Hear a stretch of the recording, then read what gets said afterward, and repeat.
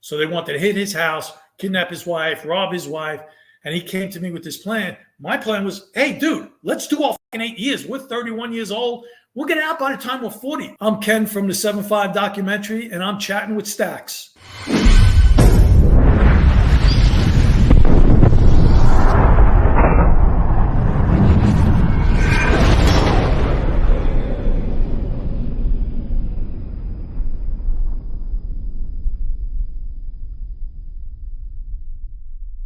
Welcome to this episode of Chatting with Stacks. I'm your host, Bill Stacks, and today I got Ken Eurell.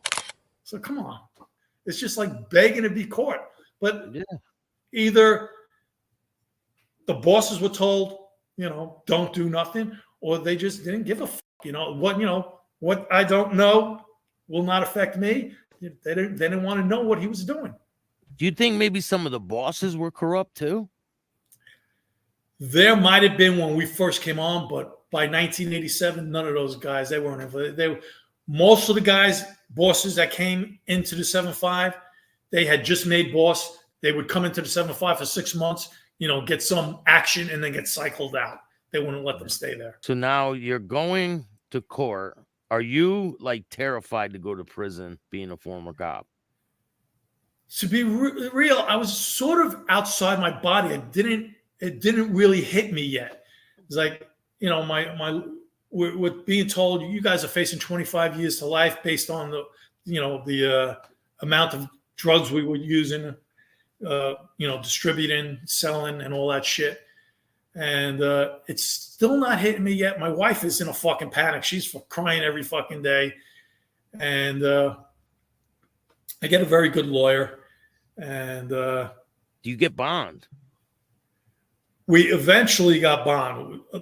We had a $350,000 cash bond. So I had to come up with 2 houses. I had some money in the bank I had to give the bondsman, all that shit. It took like a month to get out. So we were inside for about a month. I'm surprised they didn't take the money from your bank. They did freeze. They froze everything on me. And I had called my lawyer and then they unfroze it. They tried to take my house. They confiscated I had 3 cars. They confiscated 3 cars. And they froze my account, and my lawyer was able to unfreeze that. So, it was 25 years to fucking life. And then he starts, he's a good lawyer. He's got good reputation with the ADA out in Suffolk County and the police department. And he's actually a judge. I don't know if he's probably old and retired by now, but he ended up becoming a judge himself. He starts, doing plea negotiations. So he's like, look, you're probably going to do 8 to 10 years, if you plead guilty to drug distribution. As he's talking to me about that shit, the Southern District, the federal government, is now investigating us because these other guys came forward.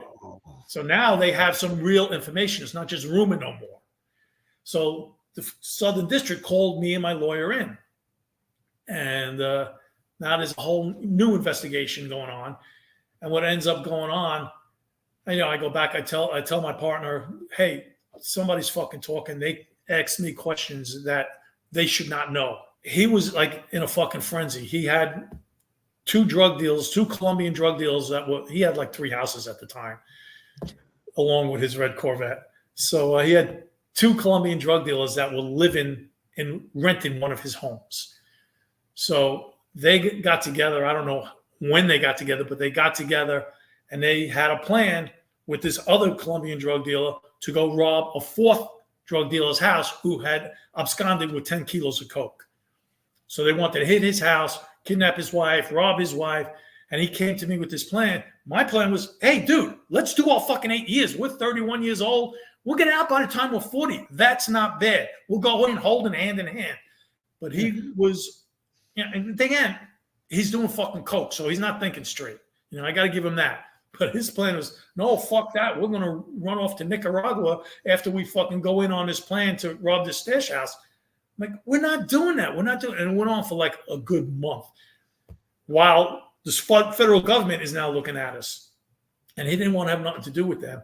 And then the federal government called me in a second time, and I didn't tell him about the second time. Now, at this point, I'm like, now it's every man for your fucking self. These guys already gave us up. Obviously, they're talking to the government. You want to do some fucking Butch Cassidy and Sundance Kid plan. I ain't doing that. I'm not going to Bolivia. Sorry. And I go into the federal government the second time, and I'm not telling him. This time I don't tell him. And, at that point, I'm going to sit down. They give me, I'm sure you know, it's called Queen for a Day. They give me a Queen for a Day. You tell them every crime you're ever involved in, and they can't use, not that you won't be prosecuted for it, but they can't use it against you if it goes to trial. John Gotti Jr. got that, I believe, right? What's that? John Gotti Jr. got a Queen. Yes, same thing. So you tell them every crime you did, but if they catch you in a lie, if they corroborate something from someone else that you do, that you lied about or did not disclose, your deal is up. And the deal isn't that you get a fucking immunity. A lot of people think Queen for a Day is immunity. That's just the federal prosecutor will go to the judge when it's sentencing time and tell the judge the extent of the cooperation and give you a downward departure in the sentencing guidelines. So state, though, you got a state case you're dealing with. Right. It's not a federal case. They talk to Suffolk County and roll the drug dealing case into a RICO case. So now I'm on a RICO charge.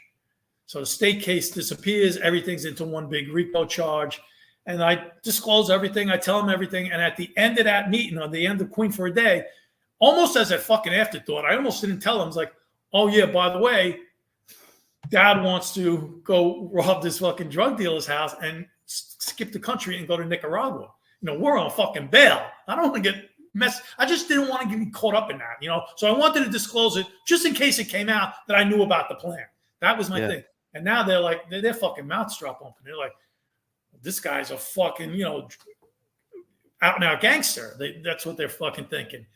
So at the end, they call the DEA into the meeting and they go, look, we want you to wear a wire. We want you to go out, find everything, all the intricacies about this drug plan. And now I'm like, I guess I could say no, but I want to give the full extent of my cooperation because he's still calling me every day. So even though I told him I'm not doing it, at this point, I was like, all right, the next time he calls me, I'll tell him, okay, I'm in.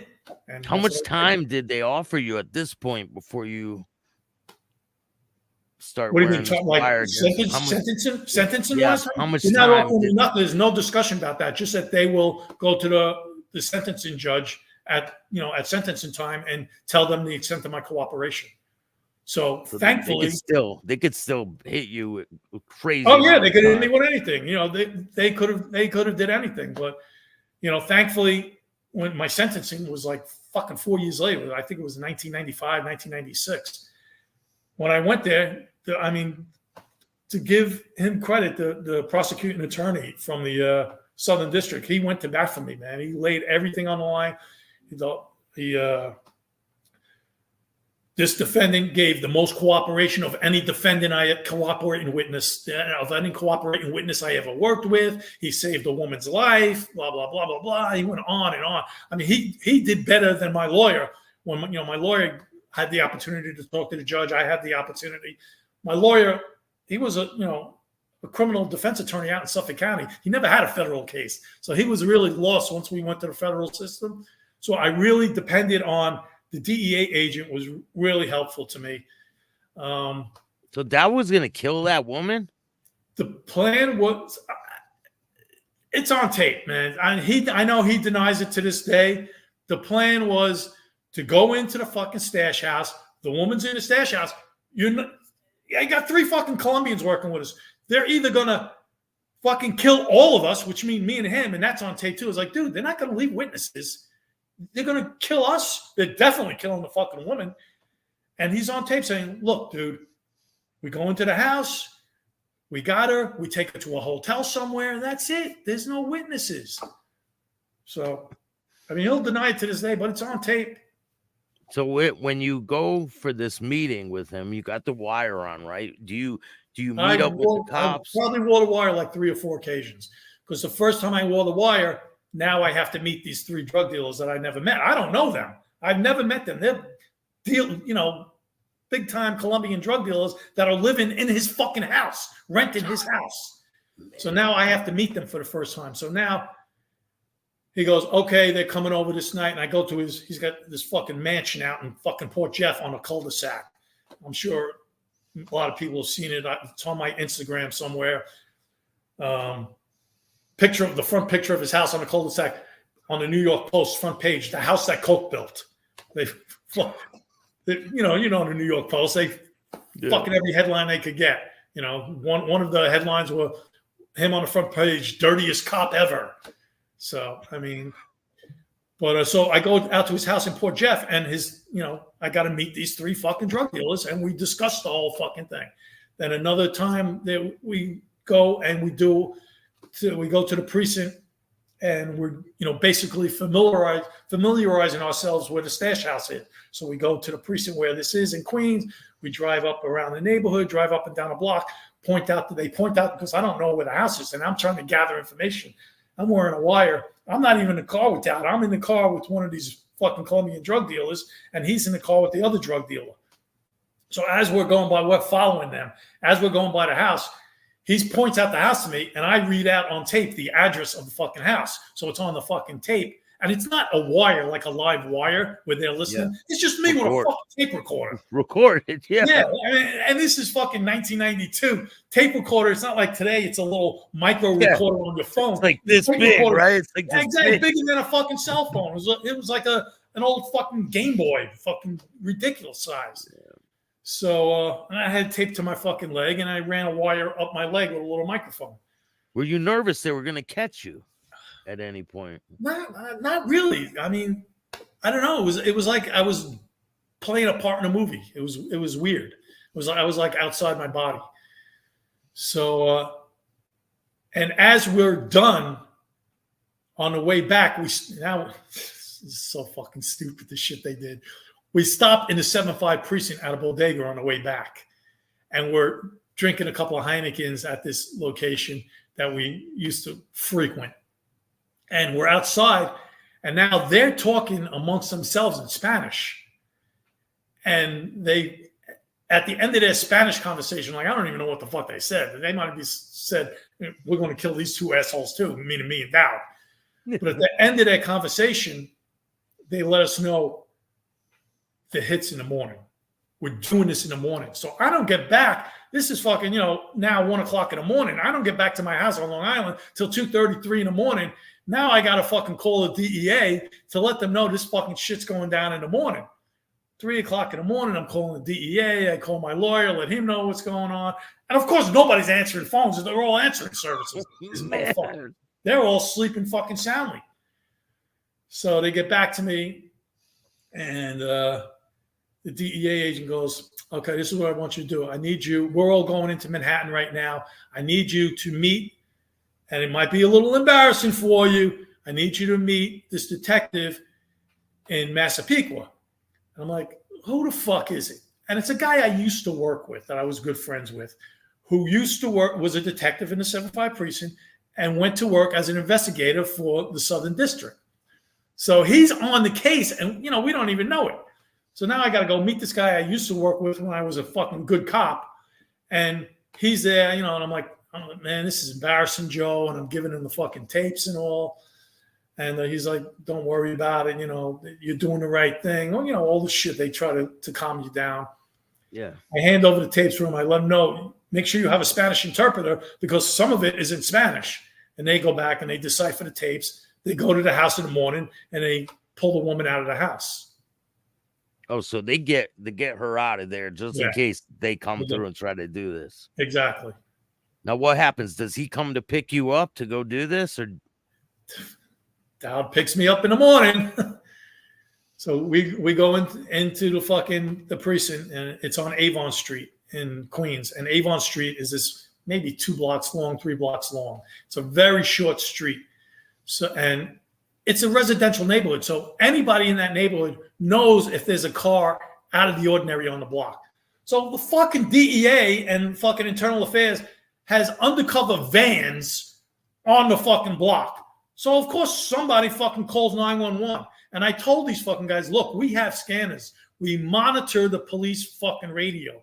Don't fucking give up anything on the local precinct radio, because we're monitoring you. So 911 call comes in. there's a undercover van, not an undercover van, a suspicious van on Avon Street.